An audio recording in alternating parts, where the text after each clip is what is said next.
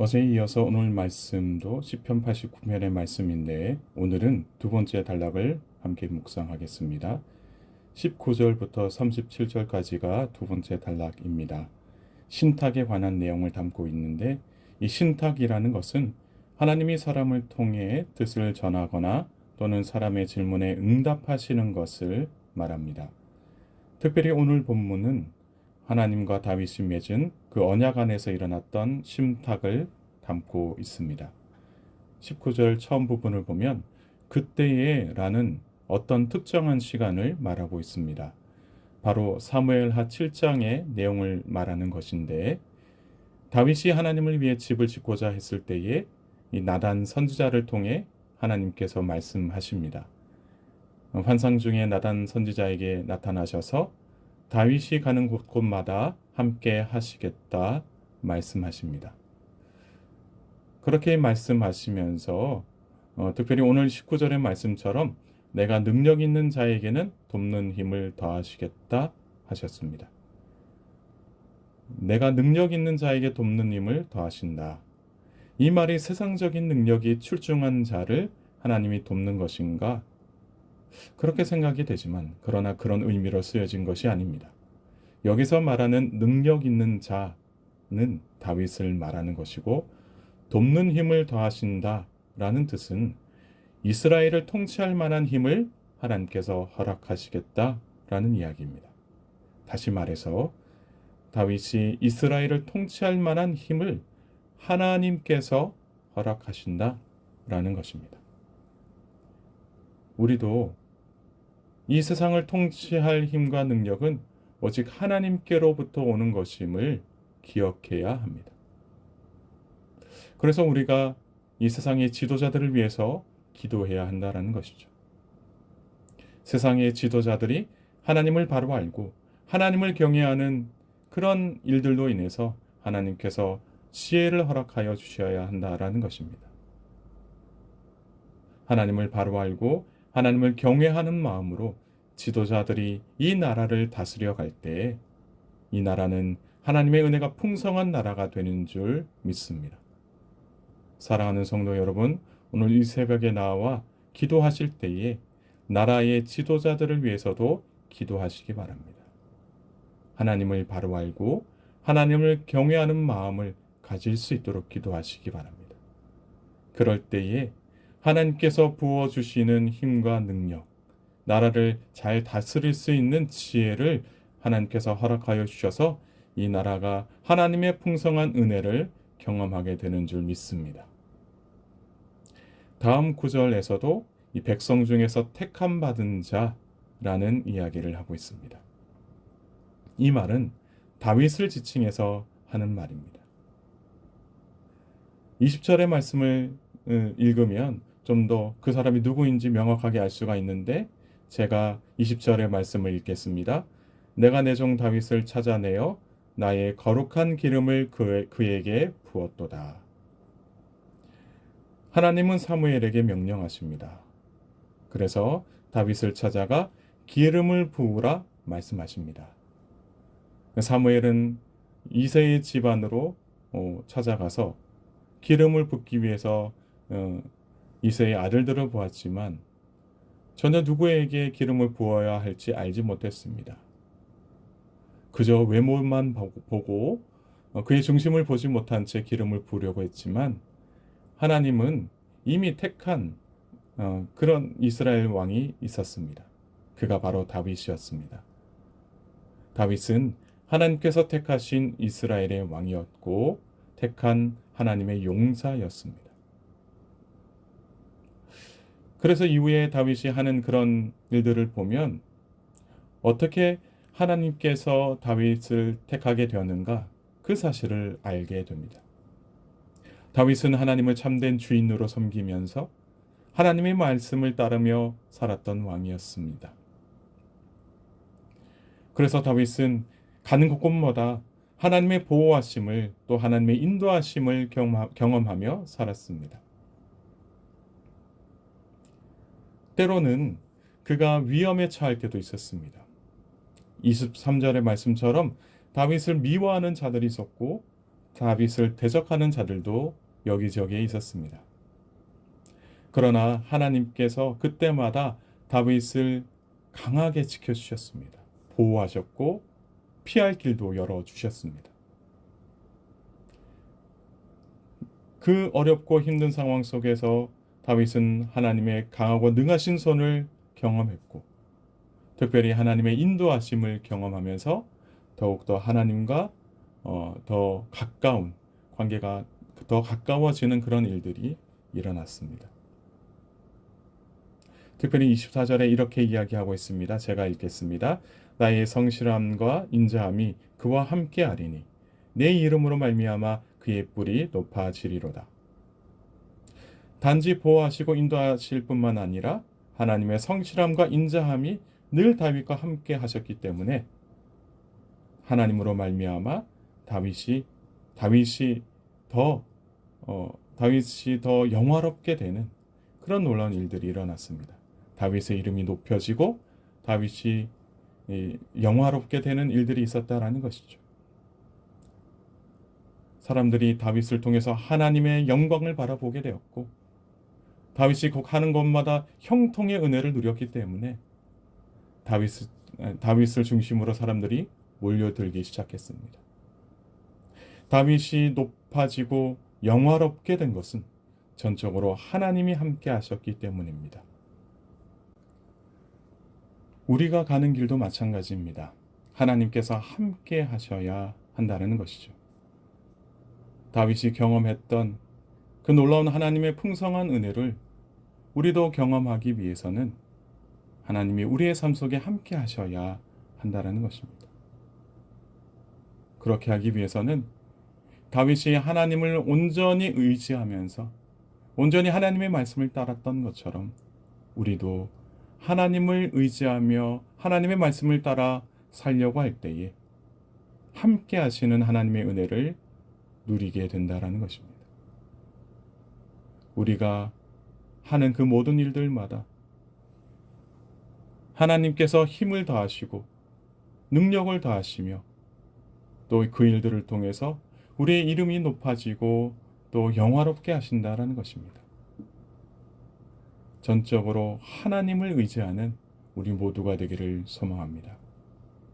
또한 이뿐만이 아니라 하나님은 다윗에게 비전을 허락하여 주셨습니다.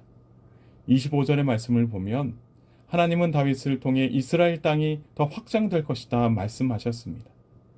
25절의 바다는 지중해를 가리키는 말이고 강은 유프라테스 강을 일컬어 하는 말입니다. 이스라엘의 영역을 더 확장하시겠다는 그 비전을 하나님이 다윗에게 주신 것입니다. 이러한 일들을 보며 하나님의 은혜를 경험하고 하나님의 비전을 통해서 다윗의 가슴은 더욱더 벅차올랐습니다. 감격과 감사가 그 마음에 가득했다라는 것이죠. 하나님의 놀랍고도 풍성한 은혜를 경험한 다윗은 하나님을 나의 하나님, 나의 아버지, 나의 구원의 바위이십니다. 그렇게 믿음으로 고백합니다. 이제는 그 정도로 나의 아버지라 부를 정도로 나의 구원의 반석이십니다. 라고 그렇게 고백할 정도로 하나님과 가깝게 느껴진 것입니다. 우리도 마찬가지입니다. 하나님의 은혜를 풍성하게 경험했을 때 우리가 하나님의 비전을 가졌을 때 하나님이 정말로 내 삶 속에 함께 하시는구나 그 누구보다도 가깝게 느껴집니다. 그럴 때 다윗이 말했던 것처럼 우리도 이러한 고백을 하게 될 줄 믿습니다. 하나님은 나의 아버지십니다. 하나님은 나의 하나님이십니다. 하나님은 나의 구원의 바위이십니다. 그렇게 믿음으로 고백하는 저와 여러분이 되기를 주님의 이름으로 축복합니다. 또한 하나님은 그를 장자로 세우셨습니다. 이것은 이스라엘 왕들의 본보기로 세우셨다라는 이야기입니다. 물론 다윗보다 왕이 되었던 사울이 있습니다. 그러나 사울은 하나님으로부터 버림을 받았습니다. 왜냐하면 사울은 하나님을 외면하고 하나님의 뜻이 아닌 그저 자기 뜻대로 나라를 다스렸기 때문입니다. 하나님께서 기름을 부으셨는데 그 기름 부음의 뜻대로 살아가지 않았던 것이죠. 하나님께서 기름을 부으신 이유는 구별된 왕으로서 이 세상의 뜻이 아니라 하나님의 뜻을 따라 나라를 통치하라는 그런 이유였습니다. 그러나 사울은 그렇게 하지 않았다라는 것이죠. 그저 자기 뜻대로 나라를 다스리기 위해서 하나님을 멀리하는 그런 일들이 있었습니다.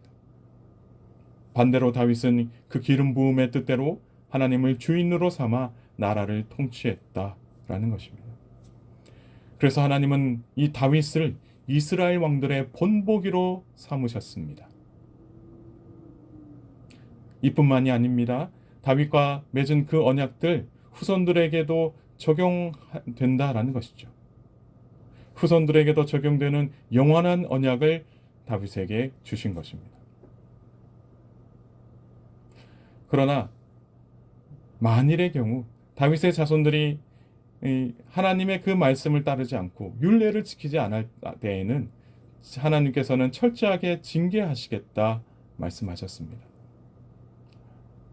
그래서 다윗 이후에 이스라엘 자손들의 삶을 보면 이스라엘이 하나님의 말씀을 거역할 때마다 하나님의 징계를 받게 됩니다. 하지만 이것으로 말미암아 이 다윗과 맺은 언약이 파괴된 것이 아닙니다.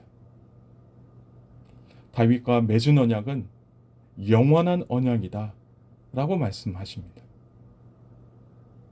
그래서 만약에 이스라엘 백성들이 자신들의 잘못을 깨달아 다시 하나님께로 돌아오게 된다면 다윗과 맺은 그 언약을 계속해서 이어갈 것이다 말씀하십니다. 그래서 33절과 34절에서 하나님께서 이렇게 말씀하십니다. 제가 읽겠습니다.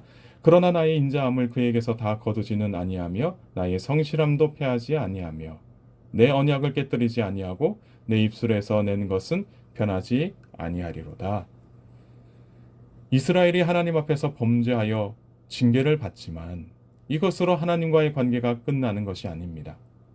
하나님은 다시 돌아오는 그들에게 인자하심으로 성실하심으로 저들을 받아주겠다. 저들의 삶을 다시 회복시키겠다 말씀하십니다.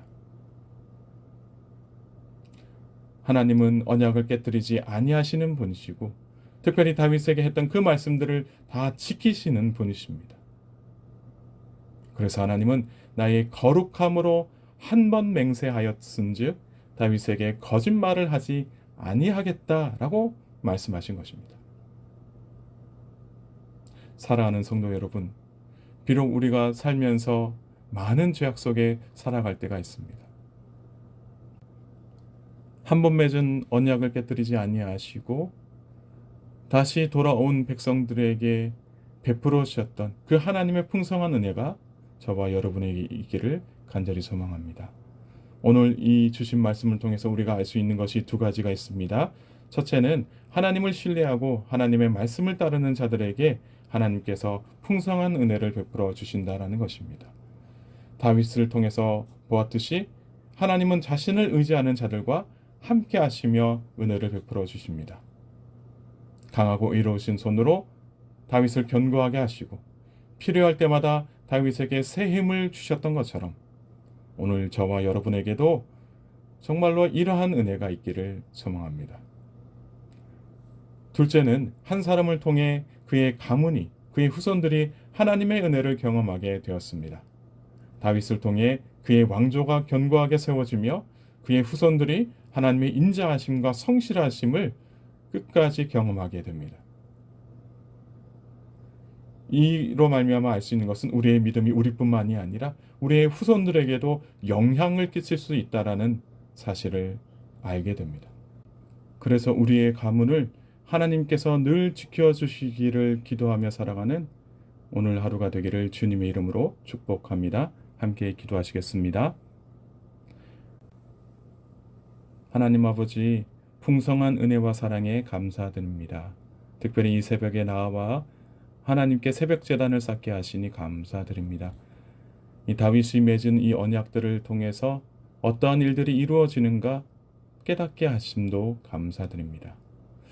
그저 우리는 다윗의 삶에서 드러난 그 일들을 보면서 다윗처럼 되기를 원했음을 이 시간 고백합니다. 그러나 다윗의 진정한 모습은 그의 삶이 아니라 하나님을 향한 진실된 마음이었음을 오늘 깨닫게 되었습니다. 하나님을 주인으로 삼고 기쁠 때나 힘들 때나 늘 언제나 하나님을 의지하고 하나님의 말씀을 따라 살기 위해 노력했던 것을 오늘 이 말씀을 통해서 깨닫게 되었습니다. 그래서 하나님은 다윗의 진실된 그 마음을 보시고 다윗 인생의 마지막 순간까지 함께 하신 줄 믿습니다. 이것처럼 우리도 하나님을 내 인생의 주인으로 삼고 늘 주님 말씀을 따라 살게 하옵소서. 그래서 다윗이 누렸던 하나님의 풍성한 은혜를 우리도 누리게 하시고 특별히 그 은혜를 힘입어 세상을 넉넉히 이기며 살아가게 하옵소서. 또한 특별히 한 사람을 통해서 그 가문이 하나님의 영광을 누리게 되는 줄 믿습니다. 간절히 바라옵기는 우리의 후손들에게도 우리의 신앙이 잘 전수되기를 원하오니 은혜 베풀어 주옵소서. 간절히 소망하오니 주님 응답하여 주셔서 우리의 후손들에게도 믿음 안에서 사는 축복을 허락하여 주옵소서. 그래서 다윗 왕조를 견고하게 세우셨던 하나님의 은혜가 우리 믿음의 가문에도 임하게 하시고 영원하신 약속의 말씀을 따르는 하나님께서 축복하시는 가문 되게 하옵소서. 감사드리며 예수님의 이름으로 기도드리옵나이다. 아멘.